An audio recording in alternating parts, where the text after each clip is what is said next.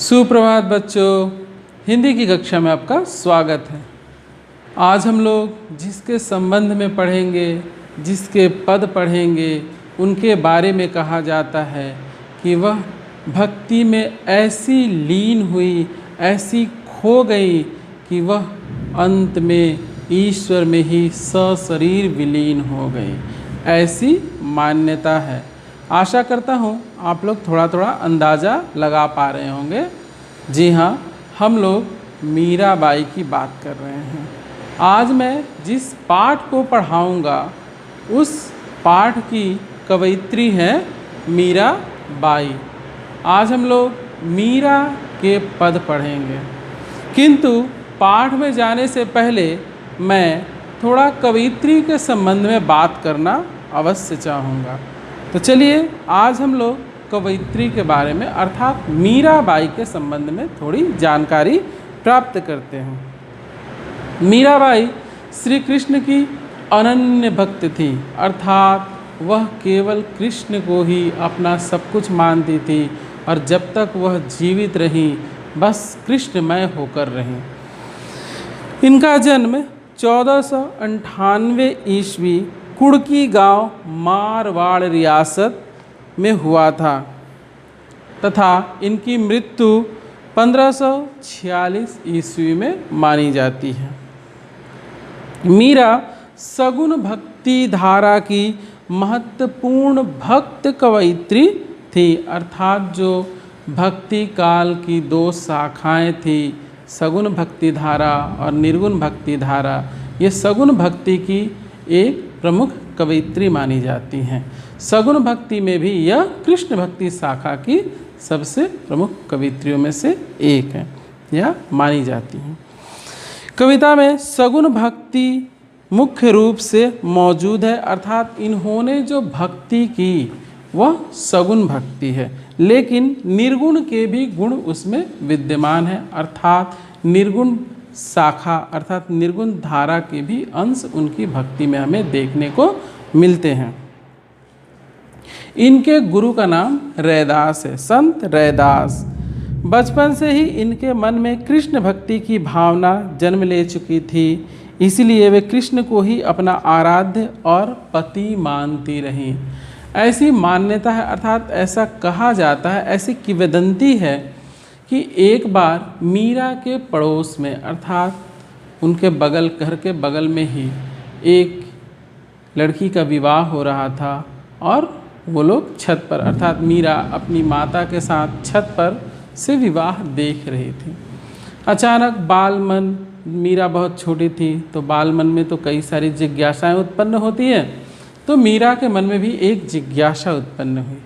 उन्होंने कहा, माँ मेरा पति कहाँ है? उसकी माँ ने अर्थात मीराबाई की माँ ने विनोदवश उपहासवश ऐसे ही कह दिया, वो देख तेरा पति है। उन्होंने अर्थात मीराबाई की माँ ने भगवान कृष्ण की मूर्ति की ओर इशारा करते हुए कहा, वो तेरा पति है। बस फिर क्या था, बच्चे ने अर्थात बालमन ने उसी को सत्य मान लिया और मीराबाई आजीवन वह कृष्ण को ही अपना सब कुछ अर्थात अपना पति भगवान सब कुछ मानती रही।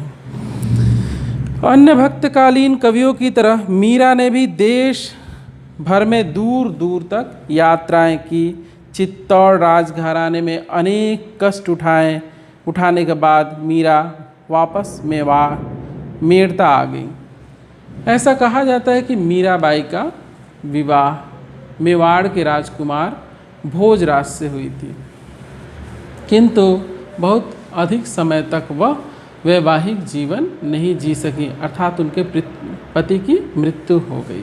वैसे भी उन्होंने उसे अपना कभी पति नहीं माना था, लेकिन उसकी मृत्यु के पश्चात ये स्वतंत्र हो गई, अर्थात इन्होंने अपने आप को पूरी तरीके से श्री कृष्ण की भक्ति में लीन कर दिया। यह जगह जगह घूमती थी और संतों के साथ आनंद विभोर होकर कृष्ण की भक्ति में डूबकर खुले मन से सच्चे मन से नृत्य करती थी और कृष्ण के भक्ति में गीत गाती थी। उनके गीतों को ही हम लोग मीरा पदावली में पढ़ते हैं।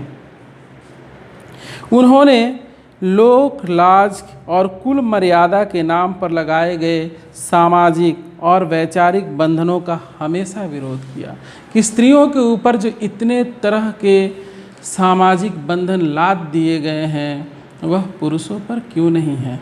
पुरुषों पर इतने तरह के बोझ, इतने तरह के रोक टोक क्यों नहीं है। केवल स्त्रियों पर ही लोक लज्जा का जो पालन है उस स्त्रियों पर ही इसकी जिम्मेदारी क्यों होती है। मीरा के मन में यह प्रश्न उठते थे और वो खुले तौर पर इसका विरोध करती थी। उन्होंने कभी इसकी परवाह नहीं की, लोक लज्जा की उन्होंने कभी परवाह नहीं की और खुलकर श्री कृष्ण की भक्ति में नाचती थी, गाती थी। पर्दा प्रथा का भी पालन नहीं किया तथा मंदिर में सार्वजनिक रूप से नाचने गाने में कभी हिचक महसूस नहीं की। जैसे हम लोग जानते हैं स्त्रियों को पर्दे में रखा जाता है। मैं स्वयं नहीं समझ पाया स्त्रियों को ही पर्दे में क्यों रखा जाता है। अगर ऐसी ही बात है तो पुरुषों को भी उसी नियम का पालन करना चाहिए। पुरुषों को छूट और स्त्रियों पर इतने तरह के बंदिशें, यह ठीक नहीं है। नियम दोनों के लिए होने चाहिए, केवल एक पक्ष के लिए नियम नहीं होने चाहिए। मीरा इस बात को जानती थी, इसलिए उन्होंने पर्दा प्रथा का घोर विरोध किया और कभी भी उन्होंने पर्दा नहीं किया और संतों के साथ मंदिर में सार्वजनिक रूप से सबके सामने ही वह मग्न होकर नाचती गाती थी और कभी उन्होंने हिचक महसूस नहीं की। मीरा मानती थी कि महापुरुषों के साथ संवाद करने से ज्ञान प्राप्त होता है, अर्थात सत्संग करने से ज्ञान की प्राप्ति होती है। हम जितना सत्संग करते हैं अर्थात सच्चे संतों की संगति में रहते हैं उतना ही ज़्यादा हमारी बुद्धि का विकास होता है और ज्ञान से ही मुक्ति मिलती है। वह समाज कभी उन्नति नहीं करता जो ज्ञान को महत्व नहीं देता, वही समाज उन्नति करता है जो ज्ञान को महत्व देता है। ज्ञान ही हमें सब कुछ देता है, ज्ञान से ही हमें भक्ति और मुक्ति दोनों प्राप्त होती है। अपनी इन मान्यताओं को लेकर वे दृढ़ निश्चय थी, अर्थात उन्हें अपनी मान्यता पर कभी संदेह नहीं था, उस पर पक्का विश्वास था। निंदा या बंदगी उनको अपने पथ से विचलित नहीं कर पाई। लोग चाहे कितनी भी उनकी निंदा करती रहे कि मीरा निर्लज्ज हो गई है, कुल की मर्यादा उसने नष्ट कर दी है, ऐसी बातों की उन्होंने कभी परवाह नहीं की। और चाहे कितनी भी लोगों ने उनकी निंदा की, परिवार वालों ने निंदा की, यहाँ तक कि उन्हें विष भी दिया गया, उसे भी वह हंसते हंसते पी गईं, परंतु उन्होंने इन सब बातों की कभी परवाह नहीं की और सच्चे दिल से केवल कृष्ण की भक्ति में ही लीन रही। अपनी इन मान्यताओं पर दृढ़ निश्चय रही, जिस पर विश्वास किया उस पर अमल किया, अपने पथ से विचलित नहीं कर पाई। जिस पर विश्वास किया उस पर, इस अर्थ में उस युग में जहाँ रूढ़ियों से ग्रस्त समाज का दबदबा था, वहाँ मीरा स्त्री मुक्ति की आवाज़ बनकर उभरी। आज भी हमारे देश में नहीं, विश्व के कई ऐसे देश हैं जहाँ पर स्त्रियों की मुक्ति नहीं हुई, अर्थात स्वतंत्रता पूर्ण जीवन नहीं जी सकती। उन पर तरह तरह की बंदिशें हैं, अगर वो उन बंदिशों को तोड़ती हैं तो उन्हें दंड दिया जाता है, उन्हें रोका जाता है कि वे ऐसा नहीं कर सकती। तो मीराबाई ने इन सब का घोर विरोध किया।